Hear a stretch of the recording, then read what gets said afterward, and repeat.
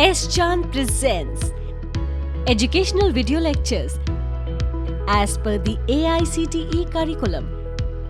Difficult concepts made easy.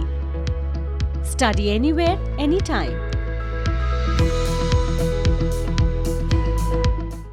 In part second of the presentation, we will discuss in detail about the tips for a presenter. What are the things we have to keep in mind while we are presenting effectively, and how do we design a presentation, and of course what are the audio visual aids, what are the different aids we use in a presentation. And we'll discuss in detail about how do we make sure that we learn how to present well so that we succeed in our workplace situations.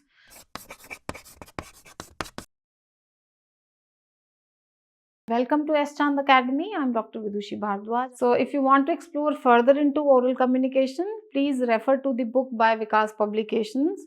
Link of the book is given in the description box. So moving ahead, let us discuss how do we design our presentation practically and successfully. So we need to have an introduction about the topic. Of course, for 2 to 3 minutes we need to introduce. Then we need to have the main body as to what is the content of the presentation, which should be for say almost 12 to 15 minutes. Then we can have a conclusion which will be for say 2 minutes, and then the last 10 minutes should be kept reserved only for the question and answers, so that it becomes an activity where the audience is also able to interact with the presenter. It cannot be one way. Initially it is one way, but at the end we have to make sure that the audience comes up with their queries so that we can definitely make it a very effective communication process where there is a give and take of information and there is a feedback also. So what are the visual aids which can be used in a presentation? Because without the visual aids it will not be that impactful and impressive. So they are used to present some numerical and statistical data, some kind of data. If we have, it's a very technical presentation, some kind of charts, some kind of design, or some kind of subject or display of material which needs a lot of explanation, that can be given in the form of visual aids. Now how do I decide what visual aids to be used? So I can present new data or plan of which the audience is not aware, some kind of complex business plan, some kind of a business proposal, some kind of a plan which is easily visible on a slide and then it is easy to explain to the audience. Then some comparative statements of facts and figures, some analysis of the data, some interpretation like we have in project reports, that can be given through visual aids. And of course, presenting new interpretations of old data, which is a kind of a side-by-side demarcation of the old data and the new data. This also can be done through visual aids, but they have to be done very carefully because at times the font size has to be very clear. We find that people are not able to read in the audience. It has to be very legible, clear and concise in terms of visual representation. Now what are the advantages of visual aids? We all understand. We respond easily to what we see. That's a fact. So we may forget what we hear or we listen, but we will definitely not forget easily what we see on the screen. It promotes a lot of interest and curiosity amongst the audience, and of course generates a lot of interest amongst the audience as to what is this data all about. It saves time spent in discussing various ideas, and the audience can pick up from the slides, they can note down the points, they can jot down, then they can ask questions further. But how to use these visual aids? This is something which is an art itself. We cannot use too many of them. It has to be used sparingly.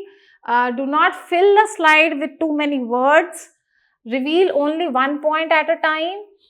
Number the sequence of your slides. And speaking and slide projection must be in sync with each other. Like what I am saying right now should be in sync with what I am portraying or showing to my audience. Otherwise, there would not be any clarity amongst the audience as to what I am talking about. And explaining the purpose and content of each slide is important. Otherwise, it is just like explaining something which is not there on the slide, and the students or the people will not be able to understand my business plan or my project report or the data which I have portrayed on the screen. Now, what are the different kinds of visual aids? We can have a smart board, blackboard, whiteboard. Traditionally, we had blackboards. Now we have whiteboards. We have overhead projectors. We have PowerPoint, and that is how, it's easy to display through a PowerPoint presentation. And of course, if we are well versed with all these three, and if we know what is the importance of a PowerPoint presentation, especially through visual aids, how to create an impact on the audience through this, I will be able to communicate well to my audience. So, next important thing which I should be very careful about is the place of presentation. Because we find that when we are presenting, initially speaking, we do not take care of the fact that where is the venue, or where is the stage, or where is the projector, or whether the room is too big or too small, or whether it's well ventilated or not, or there would be too many people in the audience, or there will be few people in the audience. So I am not sure about this, but this is going to impact my presentation initially when I am still practicing. So I need to check the size, ventilation and seating arrangement of room for the audience, so that I am comfortable with the setting. I know that yes, this is where the door is, this is where the ventilation is, this is how much space will be there between me and the audience, I as a presenter and audience as the people sitting opposite to me. I have to make sure that the place is quite good. It's airy, I'm very comfortable there, and I'm not going to feel like an alien there. Otherwise, I'll fumble in my presentation also. And I need to check sound system, audio visual aids thoroughly beforehand. And most importantly, always carry a hard copy of your presentation with you, so that if something falters, if there is a mistake and there is, the presentation stops, you can always refer back to your hard copies, and you can of course carry on with the show successfully. So as a presenter, how do I deliver my presentation? I need to explain what is there on screen. Before I explain, I need to give them a kind of a teaser, the introduction about the topic, what is it all about, so that it creates an interest amongst the audience. I should be using you attitude to ensure audience involvement. Now, what is this you attitude?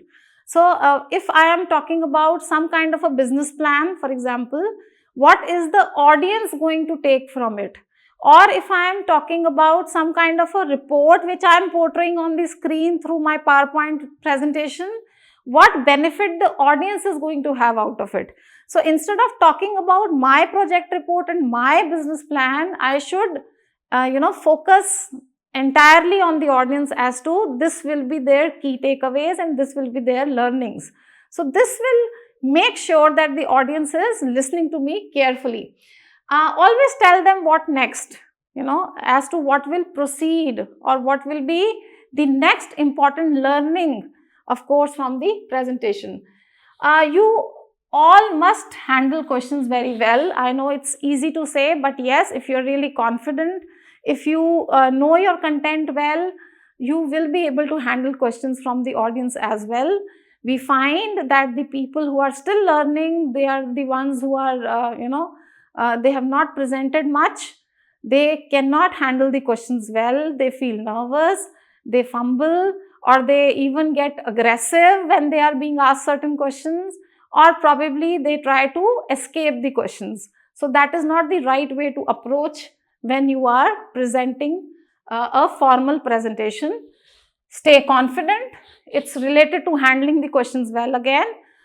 Staying confident again is an art.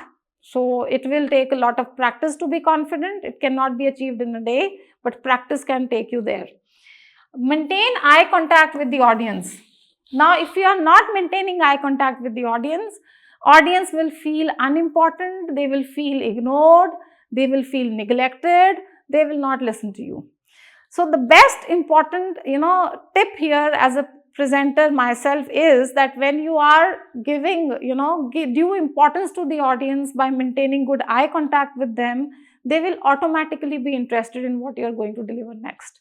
So each individual in the audience is important, especially the person sitting at the end of the crowd or the audience has to be given the most, the importance. And of course, ask them later after the presentation if they have any questions for you, so that they feel important.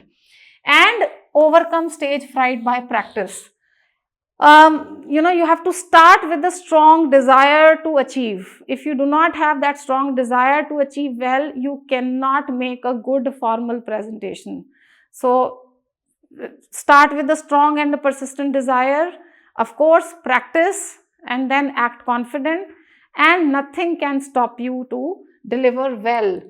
So as a presenter, you also have to remember that something will definitely go wrong at one or the other time, but you do not have to lose your nerves. You don't definitely have to feel shaky. It's something which is a part of, formal occasions. It happens at times, we forget, or the pen drive is not working, or the projector has stopped working, or it's all dark in the room, or the audience is not interested initially, they start hooting. It's perfectly okay. But yes, you have to make sure that you test your presentation before you show it to the audience. It has to be tested well in advance so that you can at least be comfortable with the content. You know what you have, prepared is something you are an expert at, and you will be able to handle it very well. Always have a backup of your presentation in your hand. So that means your hard copies, or even the presentation in the pen drive or in your mail. You may have shared it with your friend so that they can always help you at the time of need. And be prepared to do the presentation without the PowerPoint. That's a very important tip. It happens many times the PowerPoint stops working. You should not be dependent upon the PowerPoint. If you're confident, you are good with your content, you know how to handle questions well, even presenting without the PowerPoint is not that difficult. And always give handouts to the audience, at least to the people sitting in the front lane, so that they can understand what your presentation is all about. So, I would like to definitely tell you one important tip here. Always talk to your audience. Do not think that your audience is your enemy. If you feel that your audience is your enemy, they have come here only to tease you or make fun of you, you will not be able to give your best. Treat them as your friends, talk to your audience, interact with them. Avoid apologizing for shortcomings. It happens sometimes, when we are presenting, something goes wrong, we say, oh, sorry. Don't do that, please. So in any case, it's a human error. Just move on. Leave time for question and answer. And do not forget to proofread for grammar and accuracy before you make the final presentation. Because grammatical errors in formal presentation is something which cannot be ignored. It will tell volumes about your personality, your casual approach towards your work. It will tell the audience that you are probably, you have not prepared it on your own and you have come here only for the presentation part, but you have not written it on your own. So, grammatical errors, proofreading, of course, accuracy, and all these things have to be taken care of.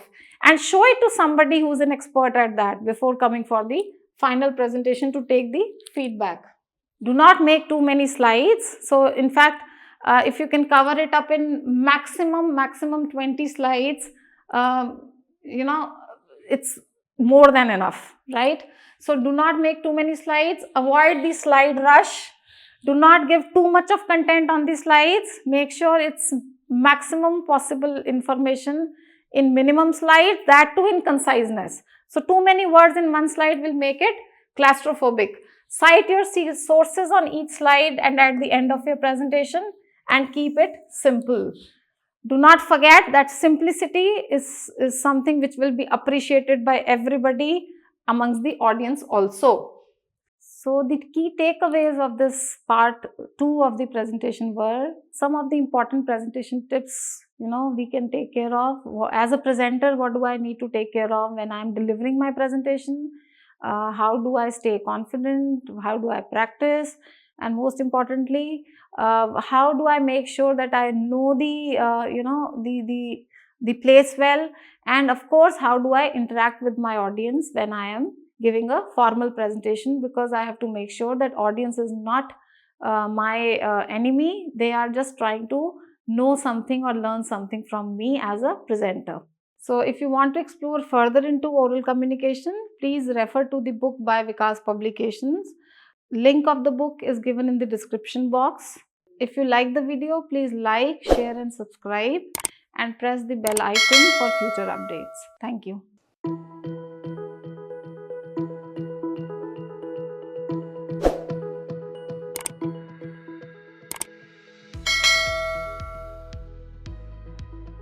All rights reserved. This video has been prepared for educational purposes only. No part of it may be reproduced or copied without the permission of the copyright holder.